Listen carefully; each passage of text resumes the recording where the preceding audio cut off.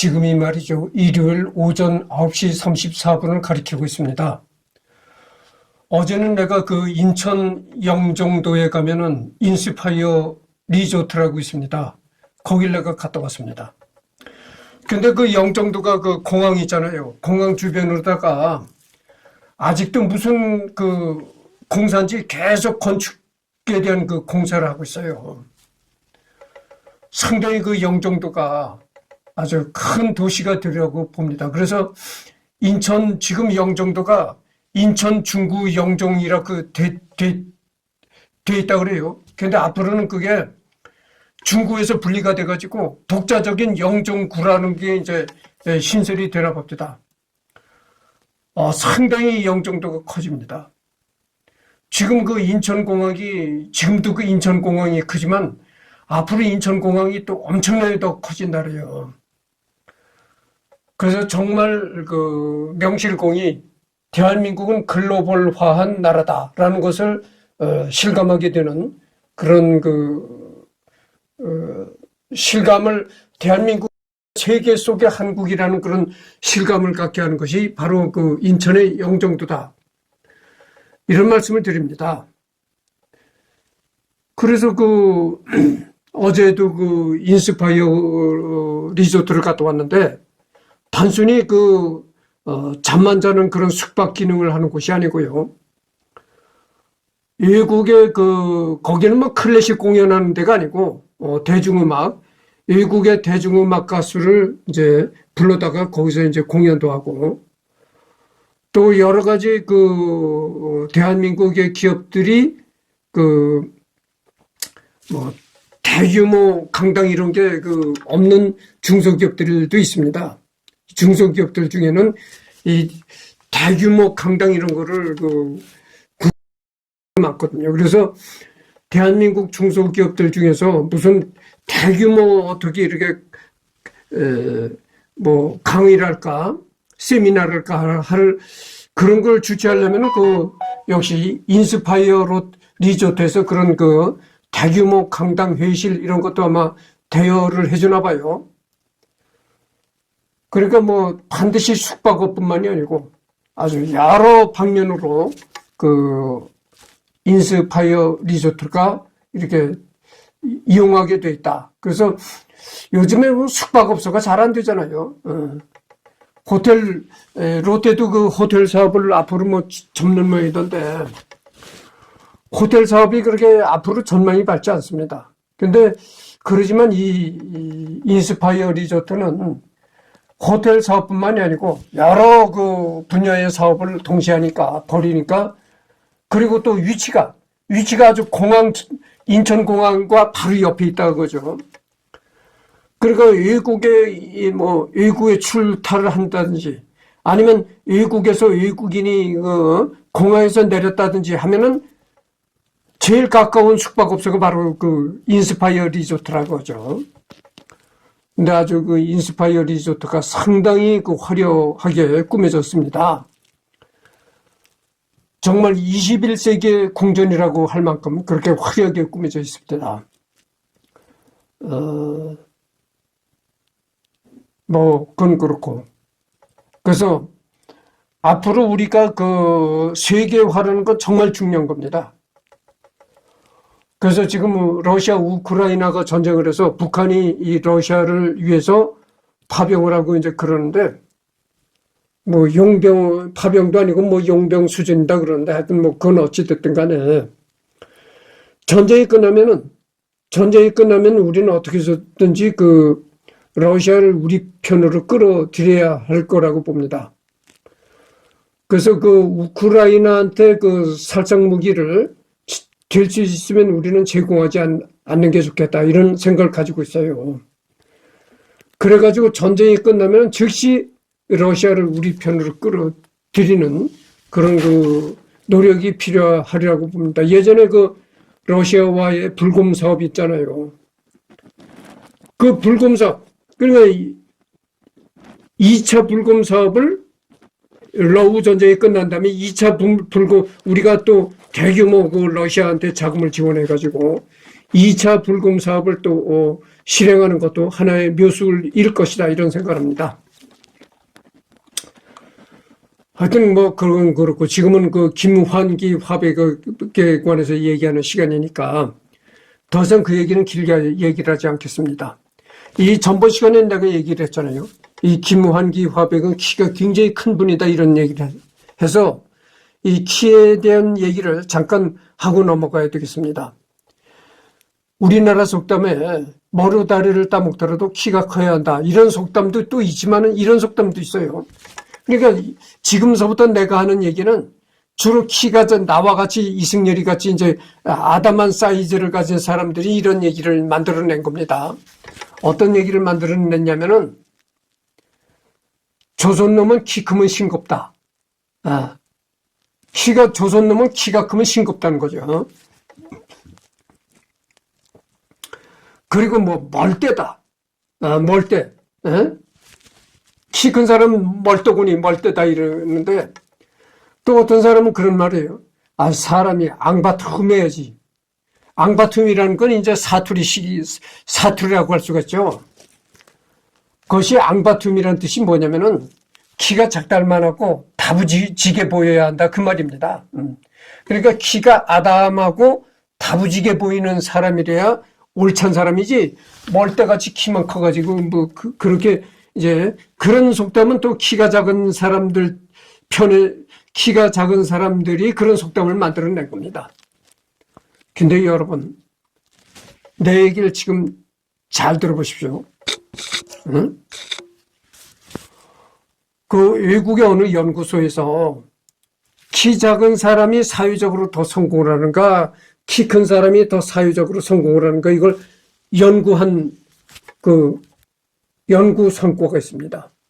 그 연구 결과에 보면은 키 작은 사람보다는 키 큰 사람이 사회적으로 더 훌륭한 지위를 갖고 있고 그리고 사회적으로 훌륭한 지위를 갖다 보니까 경제적인 수입도 많아지고 그래가지고 결혼도 더 잘한다는 겁니다. 아니 그게 그 외국 어느 연구소에서 연구한 결과가 나온 거예요. 그러니까 키 작은 사람보다는 키 큰 사람이 사회적으로 더 성공을 하고 사회적으로 성공을 하니까 경제적인 부도 자연히 뒤따라와서 결혼도 더 잘하더라 이런 통계가 나와 있다는 겁니다. 그래서 물론 키 큰 사람도 키가 작은 사람도 사회적으로 성공하는 사람들이 있지만 통계적으로 봤을 때 전체적인 통계적으로 봤을 때는 키 작은 사람보다는 키 큰 사람이 더 사회적으로 성공을 하고 그러니까 높은 경제적인 수입을 얻고 그러다 보니까 결혼도 더 잘하더라 이런 얘기입니다. 그것이 그렇게 어느 외국의 어느 연구소에서 그 연구한 결과가 그렇게 나온 거예요.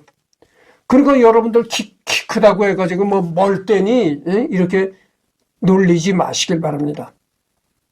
그러니까 키 큰 사람이 더 키 작은 사람보다 사회적인 과실을 딴다 이런 얘기입니다. 그 키 큰 사람 함부로 놀리지 마시길 바랍니다. 그래서 이 키 큰 사람들이요. 키 큰 사람들이 대부분 결혼을 키 작은 사람들보다 결혼을 잘합니다. 그게 뭐냐면은 키가 큰 거는 여자들은 말이죠. 여자들은 아이를 낳는 그런 모성 본능이 다 있다는 거죠. 여자들한테는. 그래서 아이를 낳는 그 모성 본능을 가진 여성은 키가 작은 사람보다는 키 큰 남성을 더 매력 있게 본다는 거죠. 그러니까 남자는 키가 훤칠하고 이러면은 저런 사람의 아이를 좀 낳고 싶다 이런 그 은연중의 심리가 있다는 겁니다. 그래서 여러분들 이 시간부터는 내가 키가 작다고 해서 뭐 키 큰 사람 보면 멀대니 조선놈은 키 크면 싱거워 어쩌고 이런 얘기를 하지 마시기 바랍니다. 그 사람들이 겉보기엔 멀대같이 보이고 싱겁게 보여도 사회적인 그 성공도를 더 성취하는 사람들이에요. 키 큰 사람들이. 그렇다는 걸 아시기 바랍니다. 그래서 전번 시간에 내가 얘기를 했잖아요. 처갓집에서 이 굉장히 김원기와의 결혼을 반대했다. 그러면 무슨 이유 때문에 처갓집에서 결혼을 반대했겠는가? 보십시오. 김원기가 학력도 좋지. 예? 학력도 좋지. 거기에다가 키도 크지. 그런데 왜 결혼을 반대했겠는가? 궁금하잖아요. 왜 결혼을 반대했냐면은 본처에서 난 딸이 3명이나 있었어요. 김원기한테는. 그러니까 본처에서 난 딸을 3명이나 거느리고 있는 호랩이었다고 하죠. 그래서 반대를 한 겁니다. 야, 네가 김원기한테 시집을 가면은 본처의 딸들을 네가 다 돌봐주고 교육시키고 미국 키워야 된다. 너가 왜 그런 일을 하느냐. 이래가지고 적극 반대를 한 겁니다. 그런데 이 김양한 여사는 전번 시간에도 얘기를 했지만 원래 김씨가 아니고 원래 이름이 변동님입니다. 근데 처갓집에서 너무 결혼을 반대하다 보니까 네가 김원기하고 결혼을 하려면은 우리 집과는 아주 연을 끊어라. 호적을 파버리겠다. 이름까지 바꿔버려라. 그래가지고 원래는 이름이 변동님이었었는데 변씨였는데 개명을 해가지고 김향안이 되었다. 이런 얘기입니다. 그래서 이 사람이 그 김원기와 결혼을 해가지고요. 김환기와 김양한 사이에는 김양한 여사가 낳은 자식은 없습니다. 여기 보면은 장녀 김영숙, 차녀 김금자, 삼녀 김정인, 이 3명의 딸들이 이 3명의 딸이 전부 본부인한테서 난 딸입니다. 그리고 이 아들이 있는데 이 김화영이라는 아들은 그 김양한 여사가 낳은 아들이 아니고 그 양자를 드리는 아들입니다. 그러니까 이 김양한 여사는 그 환기와 결혼을 해가지고 자식을 한 명도 낳지를 않았어요. 그러니까 자기 자식은 안 낳고 전부 이제 본처의 자식들을 뒷바라지하고 이랬다 이런 얘기입니다.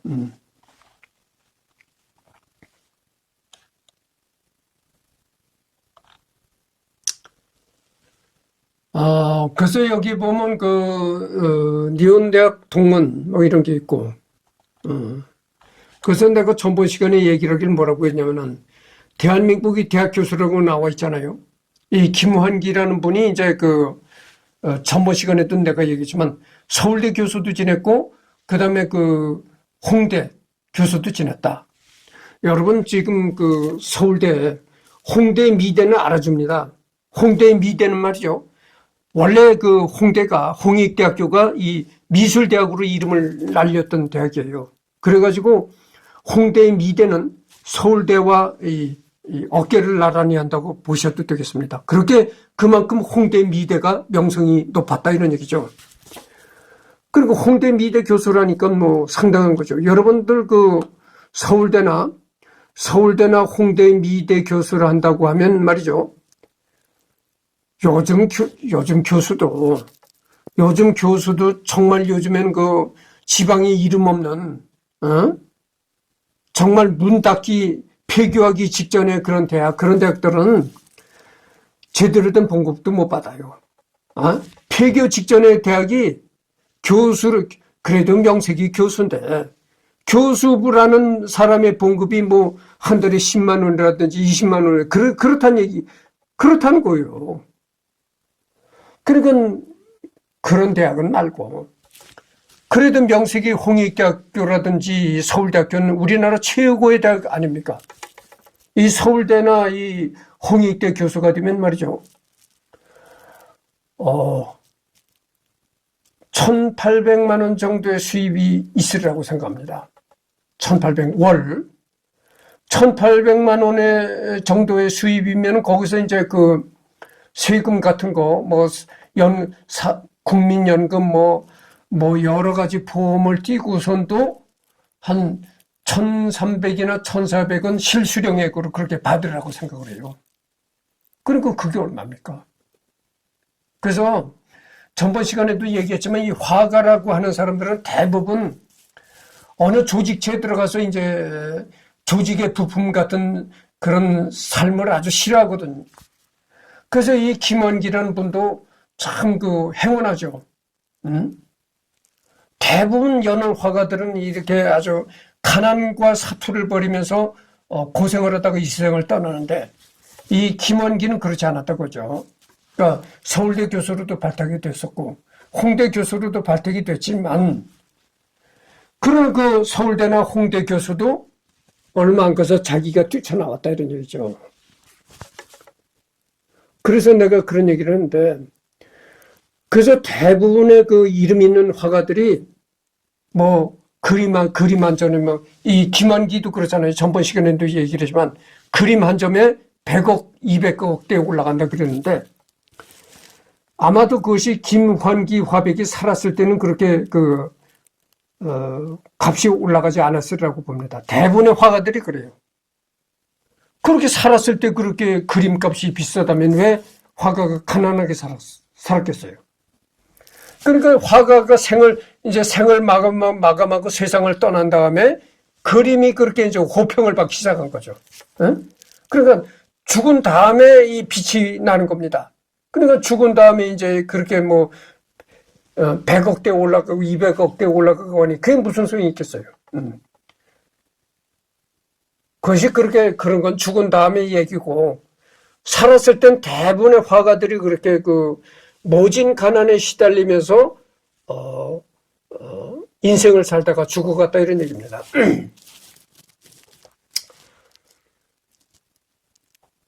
그래서 이런 얘기를 하면 또 누군가가 그럴 거예요. 아니 그렇게 왜 모진 가난에 시달리느냐. 내가 얘기를 했잖아요. 이 화가라고 하는 사람들이 대부분 이 직장이나 이런데 그러니까 조직체에 나가서 조직체 속에서 살아가는 걸 아주 싫어합니다. 그렇다는 그런 속성이 있다는 걸 내가 얘기를 했잖아요. 조금 내가 얘기가 길어지겠는데 들어보시오. 내가 지금 나가는 건 공장이지만 공장서도 내가 거기 다니는 지가 오래됐어요. 오래되니까 다른 사람이 뭐라고 얘기를 하냐면 그렇게 얘기를 해. 아, 저 사람이 참 성격이 온순하고 아주 순종적이고 그렇다. 아니 거기를 그렇게 오래 나가느냐. 근데 그렇게 온순하고 순종적인 말 잘 듣고 이렇게 아주 고분고분하게 남의 말을 잘 듣고 착하고 이러니까 그렇게 오래 다니지 않느냐 이런 말이에요. 그게 틀린 말이 아닙니다. 그렇게 남한테 고분고분하고 순종적이고 어떻게 보면은 그런 스타일이 조직체에 오래 버틴다 이거죠. 응? 그 어떤 조직체에 들어가서 자기 마음 내키는 대로 해보고 싶고 이러면 자기 윗사람과 당장 트러블이 생길 수밖에 없는 겁니다. 응? 윗사람이 지시를 내리잖아요. 뭘 하라 이렇게 지시를 내리면 자기 생각에는 그게 좋지 않는 그렇게 일을 처리하면 좋지 않겠는데 이런 생각이 들어도 자기의 생각은 딱 이렇게 표출하지 말고 상관의 지시를 그대로 이행해야 되는 겁니다. 그게 조직이에요. 예를 들어서 조직체에 들어가 있는데도 상관은 A 일을 해라. 오른쪽 일을 하라 했는데 자기가 자기 생각에는 왼쪽 일을 하는 게 좋겠다 생각해서 왼쪽 일을 하면 당장 트러블이 생길 수밖에 없잖아요. 그건 안 되는 겁니다. 우리 속담이 이런 얘기 했잖아요. 사공이 많으면 배가 산으로 올라간다. 이 조직체에 들어가면은 조직의 논리를 따라야 되는 겁니다. 자기 생각에는 이 생각이 참 옳지 않다 이렇게 생각이 들더라도 상관이 옳지 않은 일을 해라 하면 해야 될 수밖에 없는 거예요. 그게 바로 조직인 겁니다. 근데 화가라는 이 사람들이 그런 일을 못 한다는 거예요. 그런 일을 못 견뎌한다 이런 얘기입니다. 그래서 화가라는 사람들이 한평생 그림만 그리니까 내가 전번에도 이 얘기를 했잖아요. 그림이 안 팔립니다. 그러니까 이 김환기라는 화가도, 이 김환기라는 그 화가가 그린 그림이 이렇게 거액의 거래가 된 것은 이분이 돌아가시고 난 다음에 그렇게 거액의 거래가 되고 하는 것이지, 아마 이 김환기라는 이분도 살았을 때는 그렇게 그림이 거액으로 거래가 되지 못했을 거라고 봅니다. 그러니까 서울대 교수나 홍대 교수를 지냈다 하더라도 잠깐 지냈을 뿐이지 바로 또 퇴직하고 나왔는데 어떻게 되겠어요? 그러니까 이분도 살았을 때는 넉넉지 못한 그런 생활을 했으라고 봅니다. 또 이 김환기라는 그 화가가 그림 중에서 어디서 무엇이 되어 다시 만나랴라는 제목을 가진 그림이 제일 대표적이라고 내가 얘기를 했잖아요. 그래서 이 김환기 화백의 이 그림을 전시하는 그런 전시회도 가끔 있습니다. 있는데 그런 그 김환기 화백의 그림이 걸리는 전시회에 나오는 그림이 어디서 무엇이 되어 다시 만나랴라는 그림도 걸립니다. 걸리는데 그 전시회에 걸린 그림들이 진품이 아닙니다. 복제품이에요. 아니 생각을 해보세요. 그림 한 점에 200억을 호가하는 그런 아주 진짜 보물인데 그런 보물을 어떻게 만인이 여러 사람이 볼 수 있는 그런 갤러리에 전시를 하겠습니까? 말도 안 되는 얘기죠. 엄청난 보물인데. 그러니까 진품은 이 아주 은밀하고 아주 그런 굉장히 그런데 보관이 되어 있는 거고, 이 복제품을 만들어서 이제 전시하는 거죠. 그렇게 생각하면 되고. 그래서 어디서 무엇이 되어 다시 만나랴라는 작품은 무수한 점을 찍었다 이런 얘기를 했잖아요. 그런데 그거를 내가 조금 더 좀 정정해서 얘기를 해야 되겠습니다. 그림을 그리는 붓으로 무수한 점을 찍은 것이 아니고, 내가 봤습니다. 나도 어디서 무엇이 되어 다시 만나랴라는 그런 복제된 그림을 봤거든요. 그래서 내가 자세히 봤는데, 그림 그리는 붓으로 이렇게 점을 찍은 것이 아니라, 이 도장이잖아요, 여러분들. 예, 도장 같은 걸 파가지고 그 도장으로 무수한 점을 찍은 겁니다. 그래서 하여튼 그런 걸 말씀드립니다. 그래서 전번에도 내가 얘기를 했지만, 북한에 가면 만수대 창작사라는 그런 곳이 있어요. 거기에 만수대 창작사에 속한 미술가들이 그림을 아주 세밀화를 그린다고 하죠. 아주 금강산의 폭포 같은 것도 아주 멋지게 그려놓는데 아주 그림이 사진 같아요. 아주 세밀합니다. 그렇게 그림을 사진같이 세밀하게 그리려면은 그러지 말고 아예 사진을 찍지 왜 그림을 그리느냐 이거죠. 그렇잖아요. 그리고 전번에도 내가 얘기를 했지만 그런 세밀화 같은 거, 아주 실물을 보는 것 같은 그런 착각을 느끼게 하는 그런 세밀화는 값을 안 칩니다. 예술로서 가치가 없는 거예요. 예술로서 가치가 있으려면은 이 화가의 개성이 많이 들어가 있어야 되고, 그런 화가의 개성이 많이 들어가 있는 추상화 계열이 예술로서의 큰 호평을 받는다 이런 얘기입니다. 그래서 하여튼 이 김환기 화백의 위키백과 이런 거는 다 리딩이 끝났습니다. 리딩이 끝났고, 어찌됐든 이 김환기 화백은 여기 나와 있는데 한국 추상미술의 선구자 김환기 이렇게 되어 있습니다.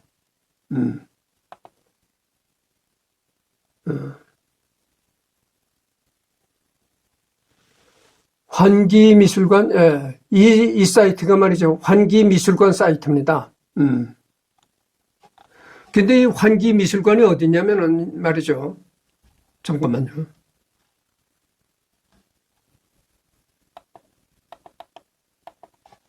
이 환기미술관이 어디냐면 여기 있습니다. 서울특별시 종로구 자문로 40길 63. 여기에 이제 환기미술관이 있습니다. 그래서 내가 전번 시간에도 얘기를 했지만 이 환기미술관을 내가 다녀온 지가 한 30여 년 전에 다녀온 곳으로 그렇게 기억을 하고 있습니다. 그래서 서울특별시 종로구 자문로 40길 63인데 여기가 어디냐면 그 성북구의 그 굉장히 높은 지대예요. 높은 지대인데 거기 가면은 이 환기미술관에서 이렇게 내려다보면 그 아래로 그 서울 시내가 이렇게 보이는 그런 높은 곳에 위치하고 있어요. 그렇습니다.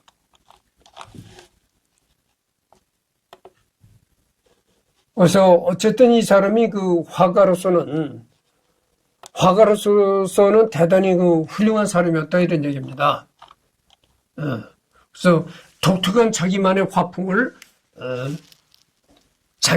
그런 화풍을 개발해 가지고 그렇게 그 붓으로도 찍고 점을 또 도장 같은 걸 파가지고 무수한 점을 찍은 것이 바로 그 어디서 무엇이 되어 다시 만나랴 라는 작품이다 이런 얘기를 했습니다. 그래서 잠깐만요.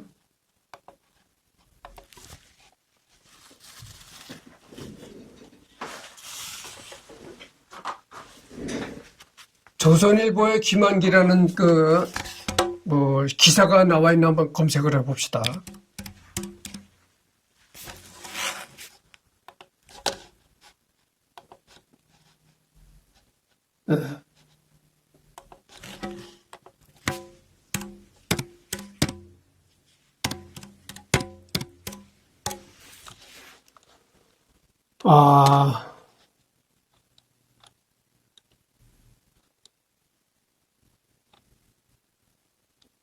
여기 이런 게 나왔네요.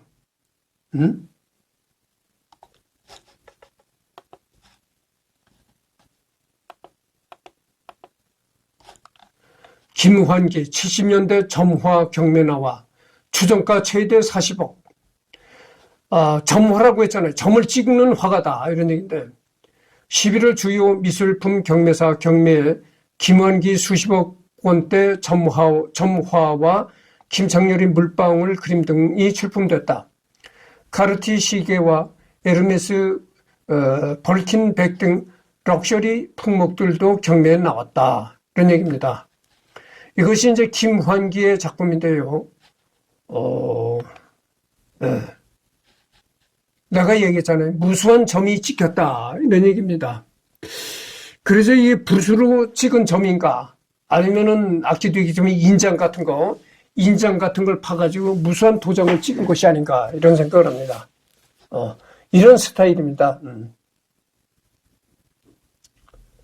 이런 스타일의 그림들이 한 점에는 수십억, 보통 수십억, 그리고 최고가는 뭐 100억, 200억대까지 호가한다. 이런 얘기를 합니다. 서울 옥션은 19일 오후 서울 강남구 신사동 서울 옥션 강남센터에서 김환기 청록색 점화 등 83억 원 상당의 미술품을 경매한다고 8일 밝혔다. 김환기 1972년작 전면 점화는 추정가 24억에서 40억 원에 출품됐다. 가로 길이가 세로 길이보다 3배 정도 긴 화면에 청록색으로 2개의 부채꼴 형태가 교차하는 그림이다. 이 작품을 포함해 김환기 작품 총 4점이 출품됐다. 해외 작가 작품으로는 요시토모 나라가 독일에 거주하던 시기에 크리스마스 트리로 사용되는 전나무를 이고 있는 오리를 그린 더 타넨바움 엠베서더가 추정가 8억에서 15억 원에 우메라 류자브로가 한국 최초의 여성 무용가 재승이를 그린 무당춤을 추는 재승이가 시작가 2억 원에 각각 출품됐다. 이런 얘기 있습니다.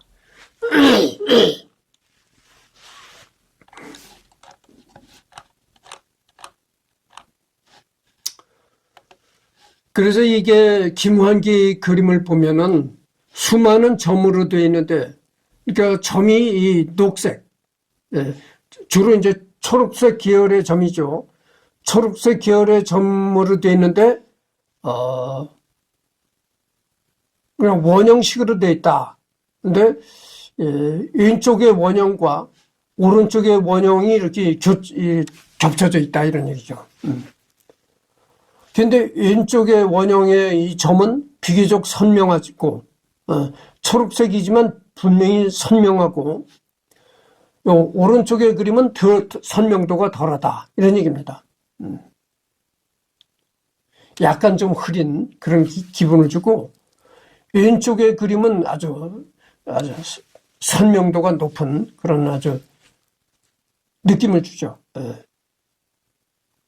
그래서 이 그림을 이렇게 들여다보면은 많은 생각을 하게 됩니다. 이 생각의 여지를 던져준다는 거죠.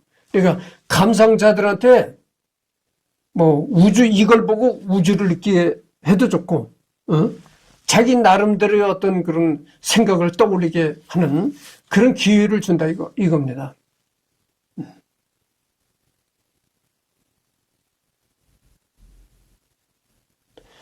그래서 어떤 사람이 그래요. 내가 이렇게 동영상을 찍고 다니니까 나보고 그래. 아무 생각 없이 찍는다. 아무 생각 없이 찍는다네. 진짜 그럴까요? 그러면 이 그러면 이승열이가 아무 생각 없이 살아가는 로봇에 불과할까요? 요즘엔 로봇도 AI 로봇은 생각하는 능력을 가진 로봇이잖아요. 그러면 이승열이가 로봇보다도 못한 인간이란 말입니까? 말도 안 되는 소리죠. 이승열이도 CT를 찍어보면 뇌 구조가 분명히 보입니다. 근데 뇌가 없는 인간이라고 아무 생각 없이 찍는데 웃기고 있네. 이 그림을 보십시오. 이 그림이 아무 생각 없이 그린 것 같아요. 응? 이렇게 아주 고차원의 그림들은 이렇게 아무 생각 없이 그린 것 같은 그런 느낌을 주는 겁니다. 응? 아무런 생각이 없다는 건 뭡니까? 그림을 그린 화가가 이 관람자들로 하여금 이렇게 느껴라 이런 그 느낌을 주는 것이 아니고, 이 그림을 보고 너는 이렇게 생각해도 좋고, A라는 사람이 이 그림을 보고 우주로 생각해도 좋고, B라는 사람은 이 그림을 보고 바다를 생각해도 좋다. 그러니까 뭘 느끼든 간에 그거는 각자의 자유다 이런 얘기죠. 생각할 수 있는 소재를 던져주는 것이죠. 감상자로 하여금. 그걸 알아야 되는 겁니다. 여러분들 10억대나 몇십억대나 100억대 이런 그림들을 보면 다 이렇게 아무 생각 없이 그린 것 같은 그런 그림이에요. 아무 생각 없이 돌아다니면 찍는다? 웃기고 있네. 겉보기에는 아무 생각 없이 보이지만 그 사람은 오히려 더 차원 높은 생각을 하고 있는 사람이에요. 아주 이승열이 하면 그렇게 아주 우습게 봐요. 아무 생각 없이 저거 돌아다니면 말이야 여기저기 기웃거리고 돌아다니면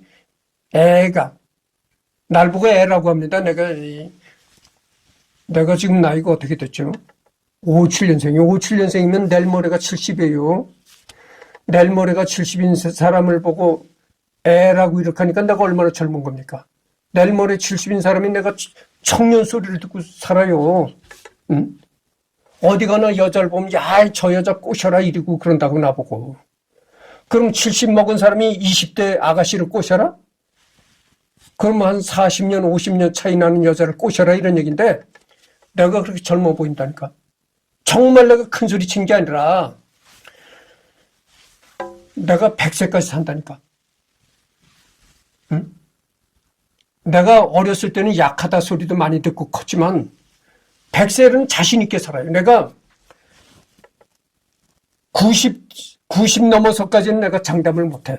장담을 못하는데 좌우전의 90을 바라보도록 내가 일을 할 수 있다 이거죠. 육체적으로. 몸을 놀려서 벌어먹을 수 있다. 이런 얘기입니다. 90 가까이가 되도록 몸을 놀려서 벌어먹을 자신이 있고 사는 건 100세까지 자신 있게 산다 이런. 70의 청년이라는 소리 듣고 있는 사람 있으면 나와보라네. 대한민국에 아마 나뿐이 없을걸? 이렇게 내가 젊음을 구가한다 이런 얘기예요. 어? 지금도 여러분 이렇게 내가 내일 모레 70이지만 이렇게 젊음을 구가하니까 이 불로 파란 점포를 입고 이렇게 젊음을 자랑하잖아요. 오늘도 내가 김한기 화백을 하는 시간에 엉뚱한 얘기를 자꾸 이렇게 많이 해서 참 미안한데 들어보시오. 얼마 전에 이 테무 중국의 그 쇼핑이잖아요. 웹 쇼핑. 거기서 테무에서 이제 커튼을 구입해가지고 쳤어. 근데 이 커튼이 어떤 커튼이냐면은 이 숲 있잖아요. 나무숲. 나무숲을 그 천에다 이 프린트한 거야. 그걸 갖다 이제 그때는 그게 좋아 보이더라고. 그래서 갖다 이 커튼을 걸었는데 또 며칠 지나니까 안 좋은 생각이 들어. 그래가지고 이번에는 커튼을 다른 걸로 바꿔보려고 커튼을 구매했는데 어떤 2개를 구매했습니다. 그래서 지금 점퍼 색깔이 이런 청색 커튼. 그러니까 아무 그림이 없어. 아무 그림도 없는 단색으로 되어 있는 청색 커튼. 그 다음에 레드, 붉은색 커튼 이런 거 2개를 샀어요. 왜 2개를 샀냐면은 겨울에는 따뜻한 느낌의 레드 커튼을 치고 여름에는 시원한 느낌의 이제 블루 커튼을 친다 이거죠. 그러니까 계절에 따라서 이제 커튼을 바꿔다는 겁니다.